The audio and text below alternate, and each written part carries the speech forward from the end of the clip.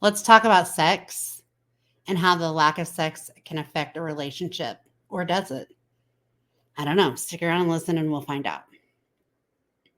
So here's the deal. When we first get into relationships, early on in relationships, there tends to be no problem with sex. It doesn't tend to be a topic of issue or nothing. At times, is there? Yes. But as we are in our relationships longer, as relationships grow and get stronger, sometimes that sex life can start slacking. What does that do? Well, let's think about this. A lot of issues can arise from the lack of sex, not only interpersonally, but also you have the psychological effects of lacking sex. Can you go too long without sex? How much sex do you need to have? All that's going to be said with saying this first. Everybody's sex life is going to depend on what two people in their relationship feel is healthy or beneficial. It's when there's problems that start and there's, the conversations that aren't had. And that's why we're going to talk about it today. So, psychologically, if you have two people that are in a committed relationship and you go long periods without sex, what happens? Psychologically, it can cause significant amounts of feelings of being hurt or unwanted. Um, it can cause the pain of one person thinking they're not good enough or that they're being ignored their wants and needs and desires. So that's a big deal psychologically when one person is letting the sex slack and the other person's not expressing their needs and wants and desires and needs. That's the thing with it. Communication, which I've talked about a lot, has to happen on every level with every aspect and every piece of life when we are talking about relationships. Okay. Is it uncomfortable? Yes. Yes, it can be. Can it be uncomfortable after 40 years, 30 years, 20 years, 5 years? Yes. The conversation of sex is probably always going to be uncomfortable, whether it's with your spouse, with your parents, or with your children, or anybody else. Sex is just not something that we talk about openly. So to have these conversations can be very tedious themselves. It's hard to get to that point. And normally we don't let it get to that point and people start cheating and doing other things to create problems and other problems that then create a bigger issue. So let's stop that from happening and let's just talk about the importance of communicating it. A lot of times, what we can experience, because I've been there in relationships, I've been the one that's like, hmm, sex is not really happening. I wonder what's going on. For the person that is feeling the rejection, those feelings tend to get bigger and they tend to grow other feelings of sadness and worry, confusion. You know, it creates an issue that's not there, especially when we don't talk about it. I can look back on it now and say, hey, I should have used proper communication to talk to them about this. And that should have fixed the situation. That probably would have fixed the situation, maybe.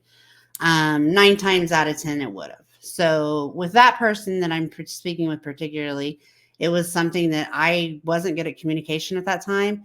I hadn't went through several years of college. I hadn't been through the situations that I had been through with, clients to give them advice and talk to them about it. I wasn't well rounded enough to have that conversation, right?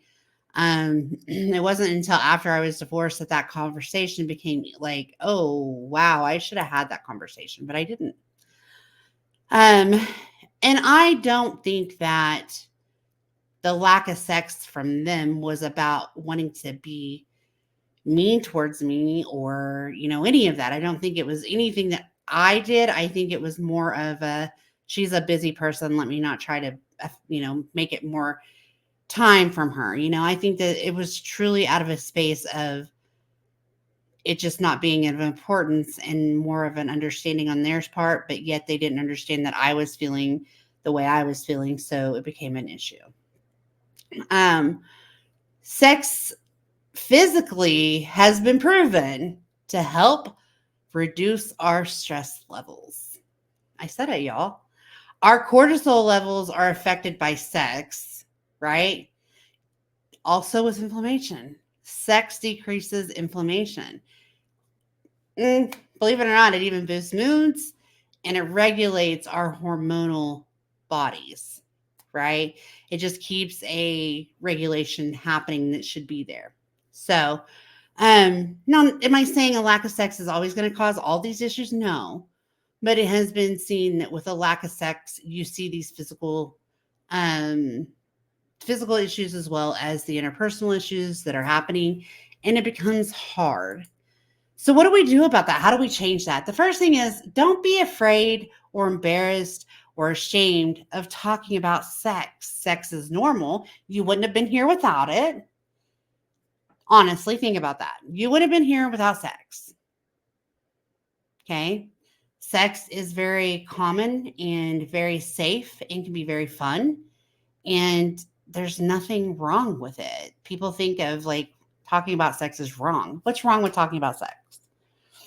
What is it? Please tell me where you can find that problem with talking about sex, especially if we're doing it to the people that we care about. If we're talking to our significant other about sex, that should not be a problem. It should be something that we can easily do and that doesn't feel uncomfortable and feels safe. And so we need to think about that, like it's okay to have those conversations. It's okay to say, hey, I need or want this. It's okay to have those feelings and to need to express them to the person that you're speaking with.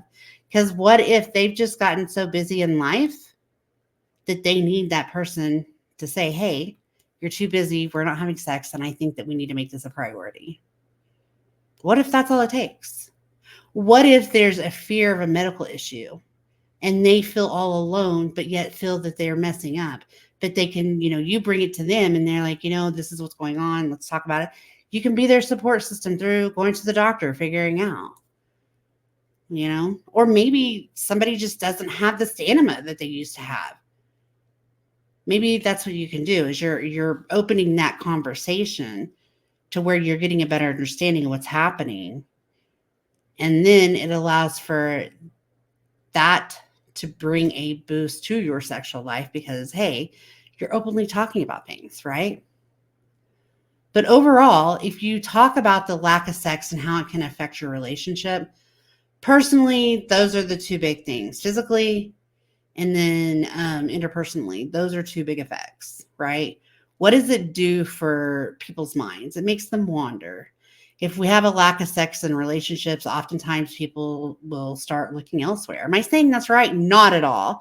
Am I saying that's a reason? Not at all. I'm just saying that that's truly what happens. And again, it goes back to the fact that it could have been prevented had we talked about it, if that makes sense. So I think the sex is something that we need to talk about. I think bodies and anatomy are things that we need to talk about more often.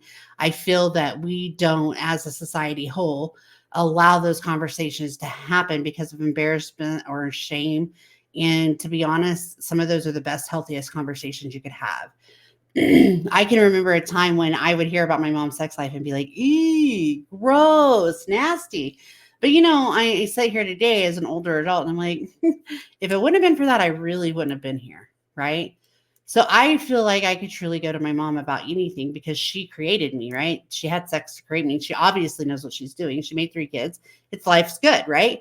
So I can talk to my mom about things. I can talk to my significant other about things. William knows everything about sex that I feel. I feel that that's something that we had to discuss and to grow into, but it is a very comfortable conversation now.